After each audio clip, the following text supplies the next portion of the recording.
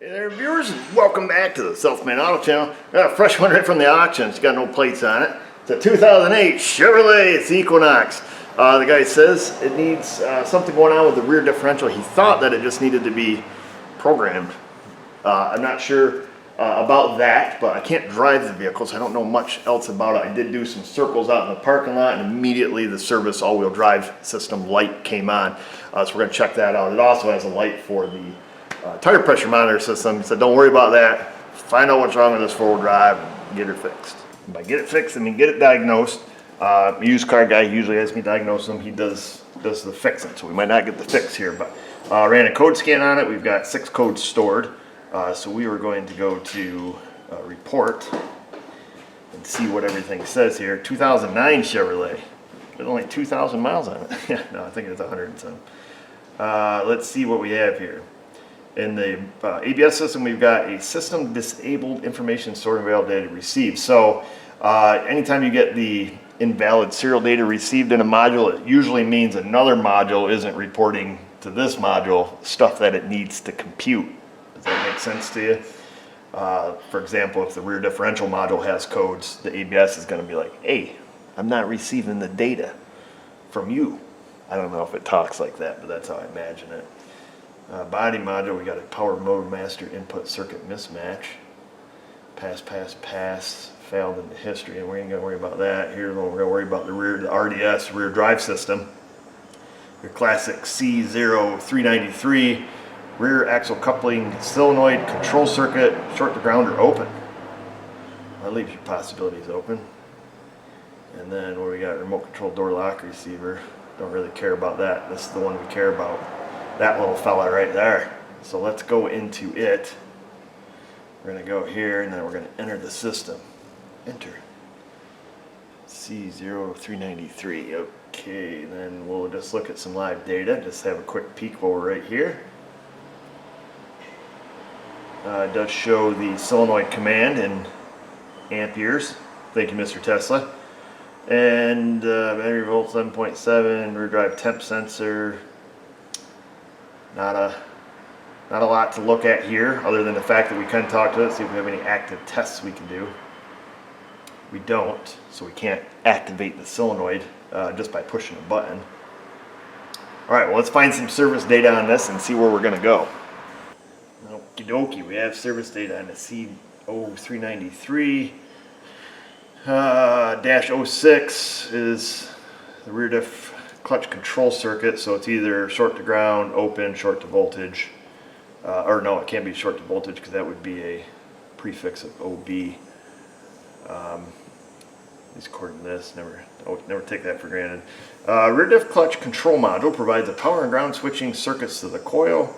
Coil receives current from the clutch control module through a pulse width modulated low side driver. So this is ground side switched, I would have to assume, a low side driver. And converts that signal into torque through the clutch to the rear tires when all-wheel drive is requested. So it appears that when it measures differential between the front and rear wheels, boom, PWMs that sucker and engages it. Checks it when the ignition is on, so it's a continuous monitor. It checks for a certain amount of resistance through that coil, or at least checks that power goes in through the windings and back to the control module. So that tells me we're probably open circuited. Broken wire, bad coil, service all-wheel drive disabled. Let's look at our schematic. Give us an idea what we're going to be testing back here. Let's see. We've got power going to the module, which is probably good. The ground is probably good because we can talk to it. We've got data lines. Looks like high speed and probably a data light blue. That's usually a wake-up signal, I thought. And what do we have here? That's got to be some sort of temperature sensor. Yellow, yellow, yellow, yellow. Let's test the yellow wire. That's handy. And it's interesting because in the schematic here it shows a full-time ground and a thought that is a high side driver. Maybe I'm wrong. I thought, man, isn't that, wouldn't that be a high side driver if it has a full-time ground, a low reference, and then switch power? I don't know.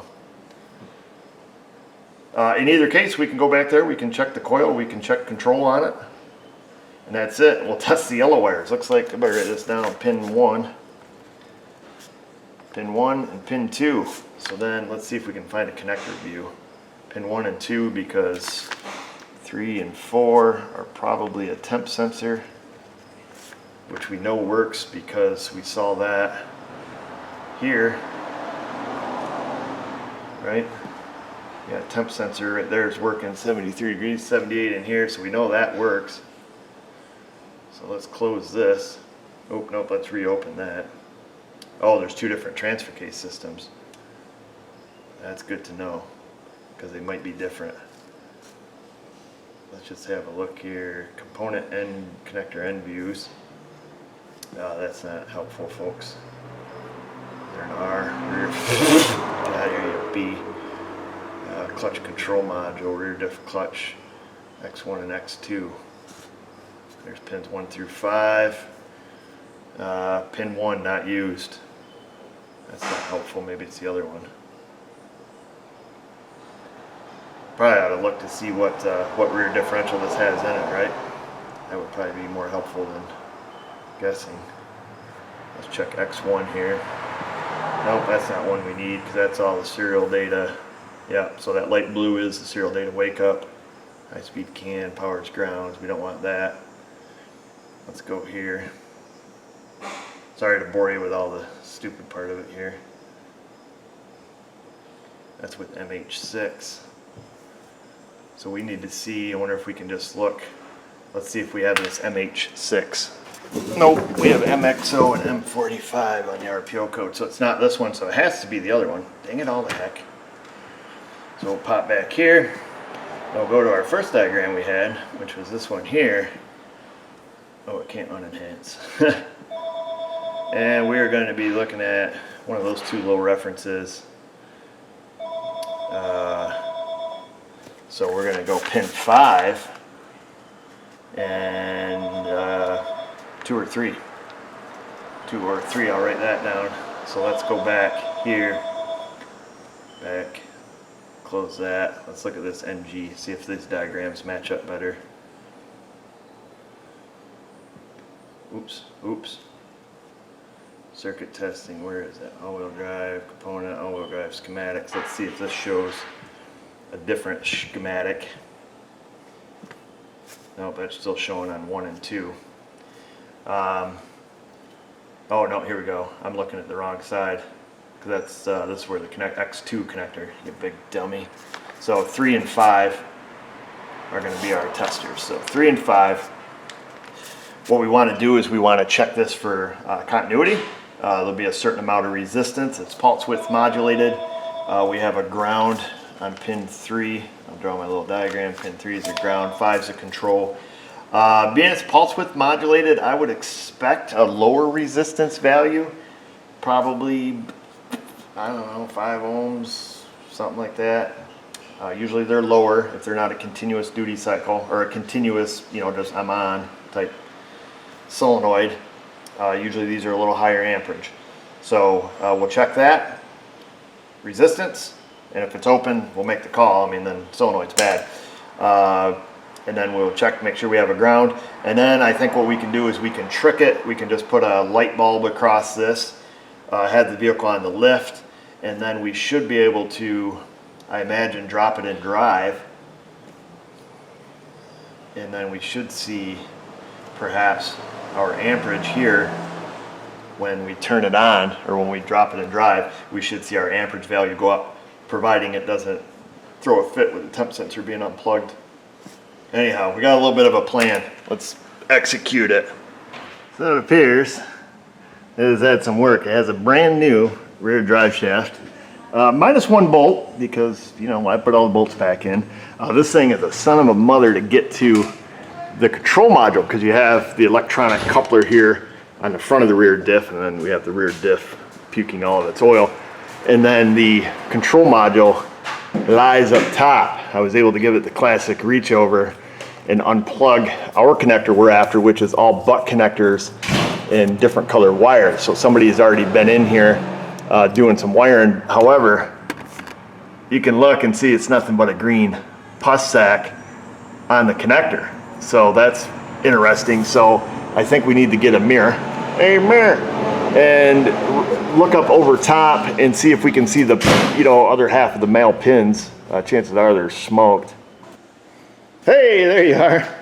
We got us a mirror. Let's extend it. See if we can't. Can we see? Can you see? Oh, do you see what I see? Looks like pin number 3, which is our ground, is MIA. Let me change hands here. I'm not as young as I used to be. There we go. We switched hands. Let's go up in here, see if I can enhance. Enhance. I don't know if you guys can see it because it's almost lunchtime and I'm getting shaky. Pin 3 is gone. Oh, let's see. Unenhance. So pin 3 is MIA on the control module. This diag is done. Control module is smoked. We have to get a rear diff control module. Obviously that connector is smoked. And as bad as that rear diff is leaking, we'll see what we suggest to them. As it looks like it's the whole seal pushed out on that side. Let me set my mirror down here. Hold on, we're going to set down the mirror. Set down.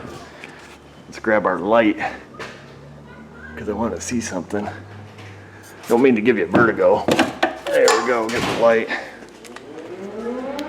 Oh, dee-doo. Lunchtime. There we go. What do we have here, folks? Yes, sir. The whole seal, is it housing broke or something? Looks like this thing might be a good candidate for a classic used rear differential. Let's see, let me see if I can get my hand up in here. Yeah, that's the whole shebang. Never have your freaking light where you want it. Okay. How about you make a light that I can put where I want it, Astro? Okay. Yep, so that's the seal and something else. Some other part of the housing or something, I don't know.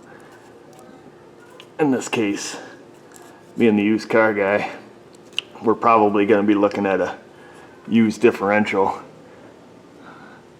If we can get one low mileage. Comes with the module, hopefully the harness.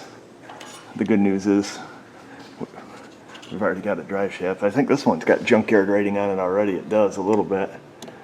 So who knows what they were doing. But with this mess over here, control module rotted. You can see the, you guys probably can't see the butt connector mess hidden under the tape up there.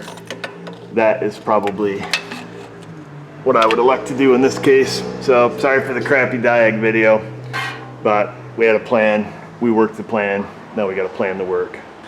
And that, folks, is that. I know a lot of you are going to say, hey, you waste your time. You can't fix cars looking at computers and, you get all that stuff. But honestly, you need to know what you're going after before you go after it. We needed to look and what code it has, what's the code set criteria, what's the computer looking for, come up with a little test plan in our head. What are we going to check when we get back there? And then, work the plan. Because essentially, if we unplugged it and let's say this thing was actually nice and nobody'd been back there, nobody'd been cutting wires and splicing and there was no corrosion, now we're going to carry out our plan. I don't like to just go visual inspection first, something like this where it's under the car, put the car in the lift and all that stuff, because you go back there, you start fiddling, you start unplugging stuff, you inadvertently fix the problem. Well, what did you do? So that's my thoughts on that, and my excuse, if we can come up with excuses. In this case, I don't see a sense of even checking, do they have the wiring back there right? Probably, because the temperature sensor works, so that's a clue. They at least got 2 of the wires right. That only leaves you with 2 left, so those 2 are probably right. Are the connections good? I don't know. It doesn't really matter because the center pin out of the control module is completely corroded, gone. It's MIA. The other pins are shot, so the corrosion is, up inside the module. And then the mechanical portion, the differential portion, something is wonky with that seal on that side of the housing. So in this case, I'll just tell my used car guy, like, hey, just get us a used differential. Get the whole thing. It's going to have the module, the harness.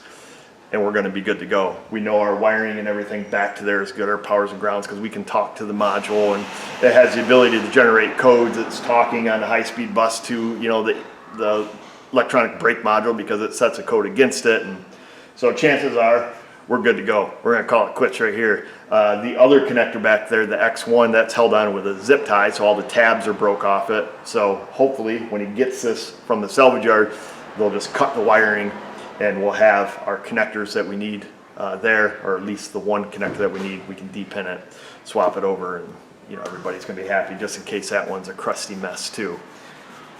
I don't know if I'll get the job. He does a lot of work himself, but he doesn't do his diags. So that's it. Why don't you guys diag right down into the comment box? Leave a question, comment, criticism, concern, wait on, or subscribe. Ring that bell so you get your notifications or not. And find us Facebook, Insta. Just remember, viewers, if I can do it, you can do it. Thanks for watching.